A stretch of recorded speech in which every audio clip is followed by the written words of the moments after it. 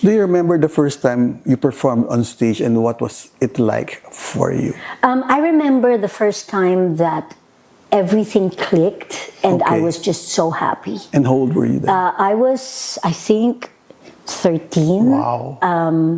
And I did the Bluebird Padida in a recital for the Felicitas Radich School of Dance, which was based in the St. Theresa's College campus.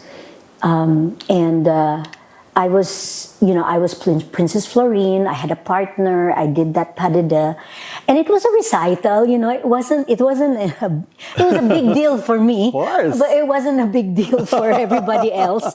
And I just remember going home that night and reliving the moments on stage and thinking, I'd like this to continue, for the rest of my life. I'd like to have these kinds of moments. Okay.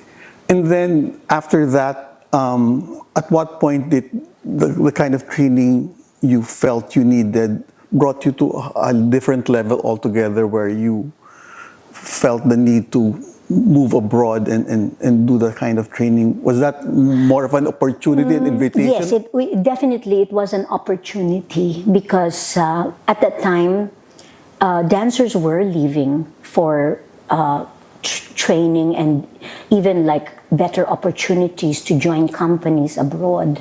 At that time, I think the only professional dance company here in the Philippines was the Alice Reyes Yes. Dance Company that eventually became Ballet Philippines, which was based in the Cultural Center of the Philippines.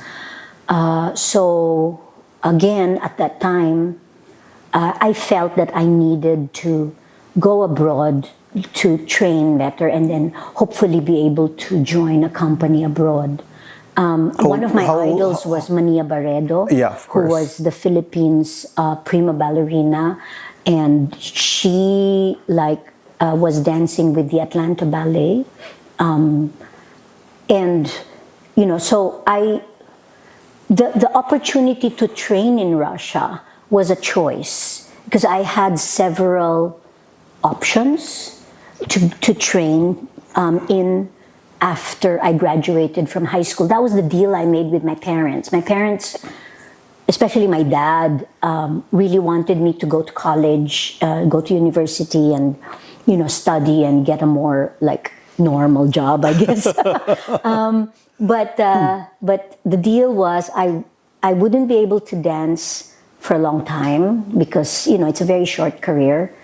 So he basically said, okay, you can devote a certain amount of time to pursue your dream of becoming a ballerina. I will help you, which is why he got me the scholarship to the former Soviet Union, to the Leningrad School of the Leningrad Choreographic School. Again, at that time, it's been since renamed the Russian Ballet Academy. But again, this was 1982. How old were you then? I was 18. Wow, very young. And Is that relatively still young? I had just turned 18 when I left for Russia. I remember I missed school opening. School opening was September 1. So I missed the school opening because I wanted to turn 18 here in the Philippines. Okay. And, have a big, it wasn't a debut, it was a party. but I wanted to turn 18 here. And then October 6 or October 5, I remember I left for Russia. And October 6, I arrived Were you alone? in Leningrad Did you at that have a time. chaperone? No, we landed in Moscow and then I was brought to St. Petersburg by the cultural attaché, in the trade attaché actually in the Philippine embassy in Moscow. I was with another Filipina, Marianne Santa Maria, Okay. and she was there. So we were two Filipinas who were going to the Leningrad Choreographic School to study. I was given a 2-year scholarship, and so I was put in the 7th class.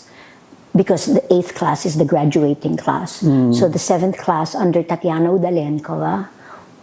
And that was the beginning of my training. I sort of had to really start from almost scratch because it was a different style, it was a different method, it was the Russian Vaganova method that I had to relearn a lot of things and about the technique. I had to dance on a raked floor, on a wooden floor. It was just very, very different from what I was used to. Of course, it was a new language, a new culture. This was still communist Russia. So very new living conditions. It was quite cold. When I arrived, it was the first snowfall of the year. And of course, being far from family, friends, and again at that time there was no internet. There was no such thing as a video call, right? Or email for that matter. It was snail mail. So it was. I still say that I think the most challenging and the most difficult year of my life was my first year in the Soviet Union. That was 1982 to 83.